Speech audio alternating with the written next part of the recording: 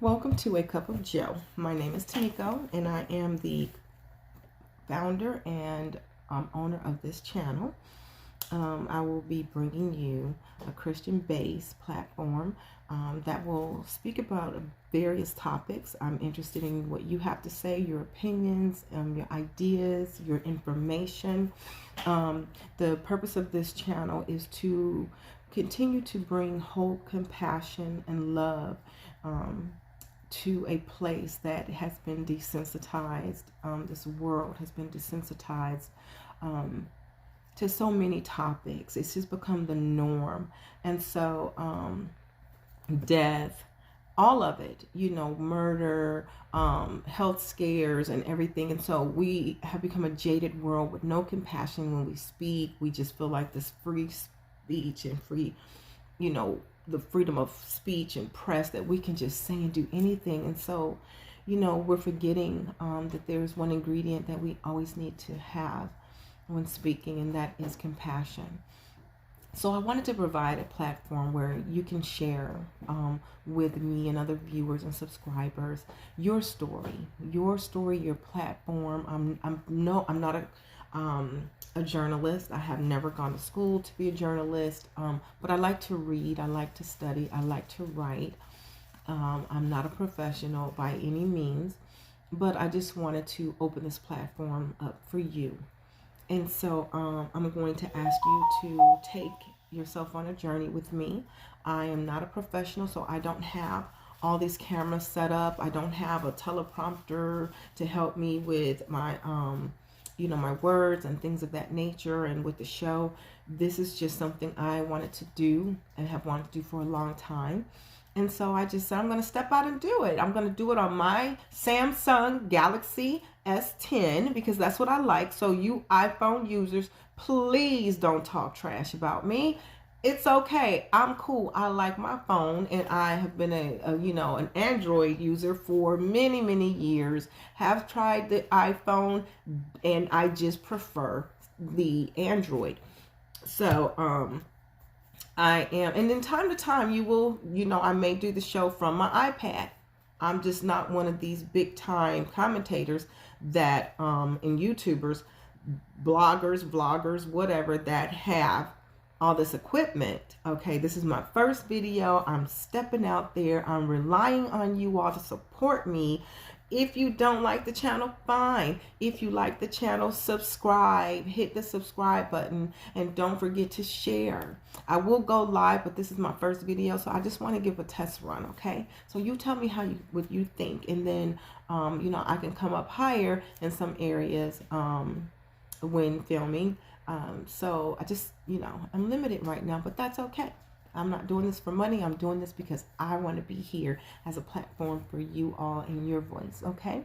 So I thought today's topic would be a great topic because we have Father's Day coming up. And I know you're going to say, well, Joe, what does Father's Day have to do with, what does Father's Day have to do with this story? Well, it has to do a lot with this story because we're going to touch on this King David, the king of Israel. We're going to talk about him, but we're also going to talk about a few other of his children.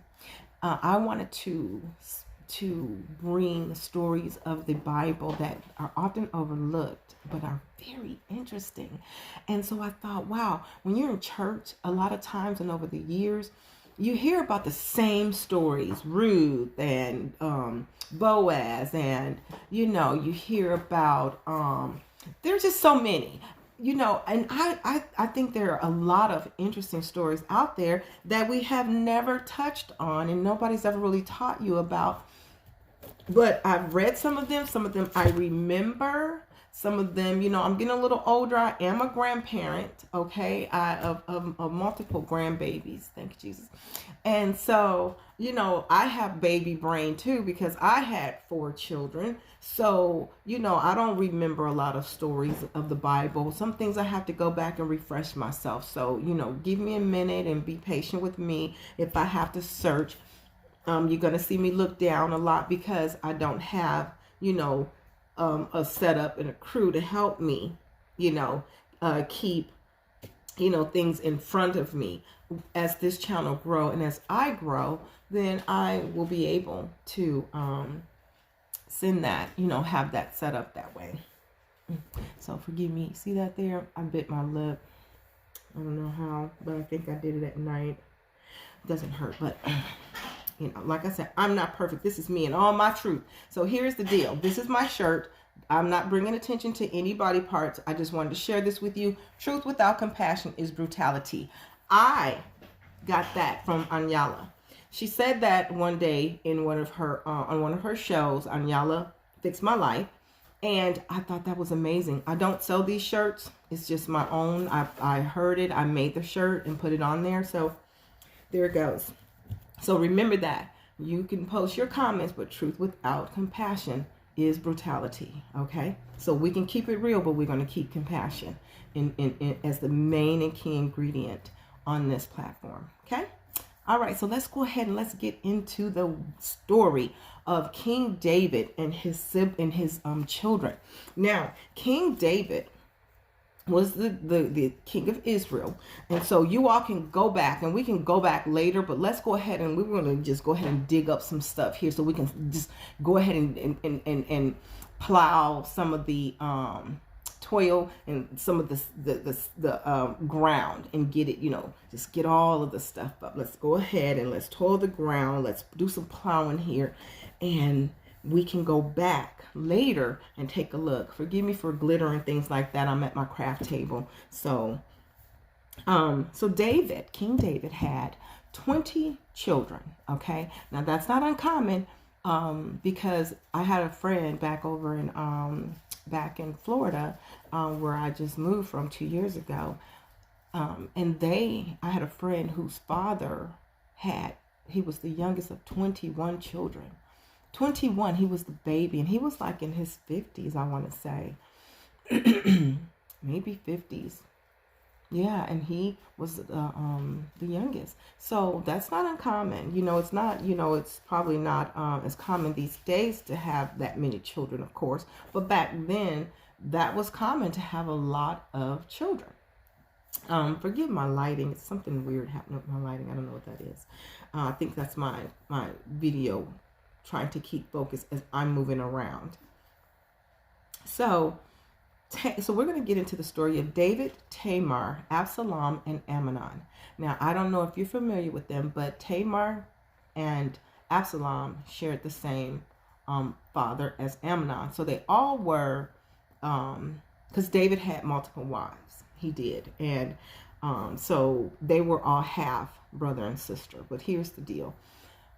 From where I come from, if we share the same father or share the same mother, we're still brothers and sisters. We don't acknowledge half anything. If you have a drop of my blood, then you're my blood. And then we don't say that's my distant cousin and that's my, second, removed this, that, and the other. Once you are, and that's just that. So this was his sister, and those were her brothers. So we're going to get into the word at 2 Samuel, the 13th chapter. Okay. And so let's go ahead and start plowing this, because this is interesting.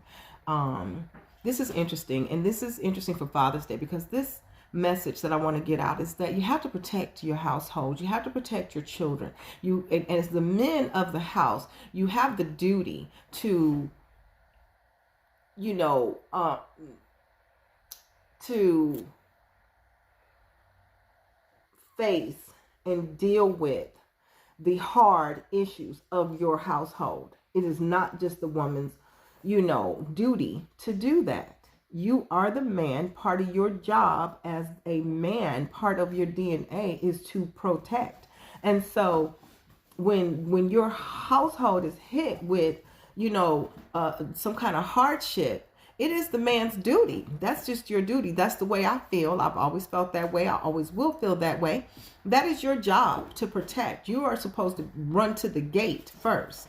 And you're supposed to see what's going on and what's threatening your household, what's coming against your house, and that's just the way I feel, And so in this chapter that we're going to read, David's household has been struck with a violent crime. against Tamar. And so we're going to get a glimpse at some of the personality of David, because a lot of times all we've heard in church about David was David and Goliath. He took down the giant. Well, you know what? David faced a lot of giants other than adultery. He faced other giants in his life. And so, we're going to go ahead and break some of this down and bring some of this out so that we can talk about these things, because maybe there is someone who is facing this challenge, a family facing this challenge, and just don't quite know what to do or how to do. But I'm going to show you some of the damage that this can cause when you don't protect your family. Okay. And there are many stories out there, live stories and stories of the past, historical stories and things like that. But let's go ahead and let's get into it. So, the 13th chapter of 2 Samuel, if you want to turn there, get your coffee, get your wine, get your tea, do whatever you need to do to get comfortable so that we can dig into this story, okay? So let me get a sip right now. Good. And if you drink coffee and you have never tasted Cafe Bustelo, I would recommend that you do. It's good with the hazelnut coffee creamer. Yeah, very strong. I like strong coffee, brute type coffee. So let's go ahead and get into this story. So chapter 13 of 2 Samuel says, after this, Absalom, and so whatever that event that was taking place before chapter 13, you go ahead and read that on your own, because we're just going to go and just nosedive, okay?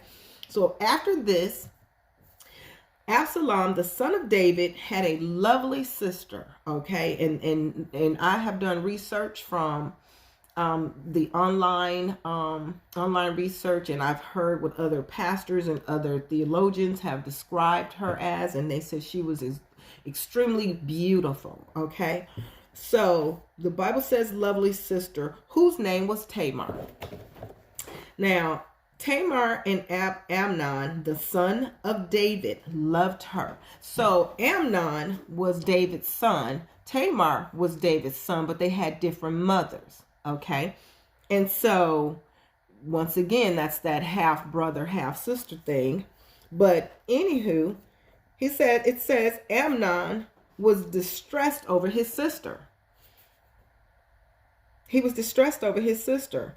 Tamar, that he became sick. And so what does that sound like to you? That sounds like he was lovesick over his sister. This is his sister, whether she's half, a drop of blood, a pint of blood, a quart of blood. She was his sister, and he was lovesick over her. Oh, yuck. I'm sorry. It's just disgusting, because my brother and I have my brother from my mom. We have different fathers, because my brother's 6 years younger than I am, and my mother and his dad got married. And so my brother is my brother. Like, you don't become lovesick over your sibling, but okay, it happens, and it happened. So let's get into it. So it goes on to say, for she was a virgin, okay? And it was improper for Amnon to do anything to her. So I don't know that text and what that kind of, what that's saying. Is that saying, because it was common for them to have many wives back then, concubines, whatever, harems, whatever, the harems. So it says it was improper for Amnon to do anything to her. Is it referencing the fact that she was a virgin, you couldn't touch her, or because it would be incest? I don't know, because back then history has revealed that, brothers were lovesick over their sisters all the time back then. Sick. But anywho, but for Amnon had a friend whose name was Jonadab. Jonadab was the son of Shimeah. Okay. Shimeah. So Shimeah was David's brother. Okay. Now David, once again, these are his children. And so they reference Jonadab as being a friend to Amnon. So that's, to me, that makes me think, that says to me that you can look at that two ways. That, well, you can try to. But what it says to me is that they were very, very close to say friend, to reference him as a friend. Because remember, if he's the son of Shemiah or Shemiah, David is their father. That would make Jonadab Amnon's cousin. But the Bible says friend. So, and once again, you have to remember in the time that this was written, this is not English. This is translated into English language. Okay. Let's not forget that before we start making these, the Bible contradicts itself allegations. Okay. Just have to put that out there. Watch it. So anywho, David's brother, the son of Shemiah, David's brother. Now Jonadab was a very crafty man. So he was a little slickster. Okay. Very cunning. That's what crafty mean. That he can come up with some stuff. He's the same person that your father taught you about when he said, watch those fast talking, you know what's out there, because they're out there and they're always looking for something to get into. So just don't let it be you. Okay. So, he was very crafty. And he said to him, why are you, the king's son, becoming thinner every day after day? Will you not tell me? So Jonadab saw, and here's the deal. We know that's true. You know why? Because reality is, we know that when you become sick, even when you were like 15, 16 and had your first real crush or your first real boyfriend, you couldn't even eat. You could sit at the table hungry, but you couldn't eat. You were sick to your stomach, butterflies. You couldn't wait to see them. You were anxious. You know, that's that love sick bug, the love bug, you know, that you get. And so, of course, if you're not eating, you're not sleeping. And then I'm sure he was just overcome with lust. Okay. Overcome with lust. And so he was just consumed. He had to be consumed in order to be losing weight. Okay. Because he couldn't have her. She was forbidden. She was his sister, but it didn't change how he felt. He still wanted to lay with her. Okay. So Jonadab asked him, you know, will you tell me what's going on with you? Once again, they would have had to been close for Jonadab to even ask him that. You know, no stranger is just going to ask you. So like the Bible says, he was close. Okay. So Amnon said to him, I love Tamar, my brother Absalom's sister. Okay. So depersonalizing is what I get from that particular verse. He depersonalized the relationship and the bloodline at that point between, they shared the same father, but he called Tamar Absalom's sister. But yet David was both of your father. You know, so he didn't even view or perceive Tamar as his blood sister.